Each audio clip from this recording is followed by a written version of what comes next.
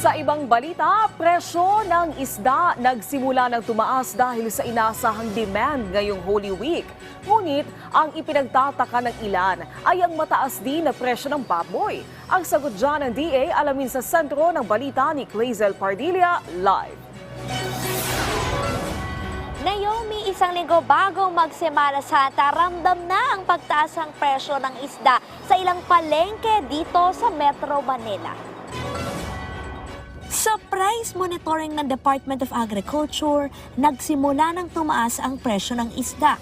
Kumpara nakaraang linggo, nasa 5 hanggang 60 piso na ang iminahal sa ilang klase ng isda, gaya ng bangus, tilapia at alumahan.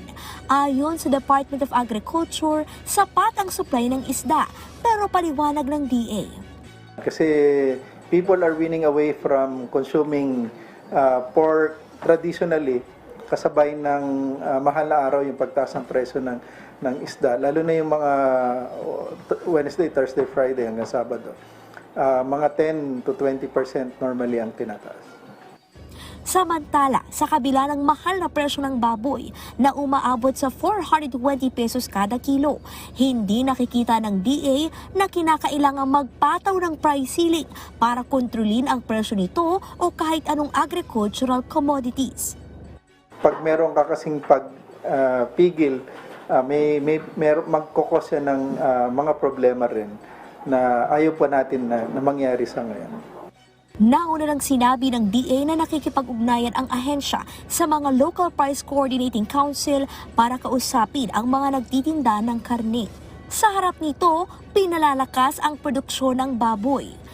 May mga hakbangin na naman para palakasin yung biosecurity at yung ating patuloy na pakikipag-ugnayan sa mga stakeholders natin sa swine industry.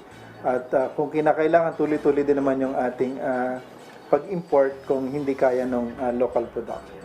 Samantala, matapos ang pagbisita ni Pangulong Ferdinand R. Marcos Jr. sa Czech Republic, kasama si Agriculture Secretary Kiko Tiu Laurel Jr., inihayag ng Agriculture Ministry ng naturang bansa sa DA ang nais itong makipagtulungan sa ahensya para kumuha ng 20,000 Pilipinong butcher.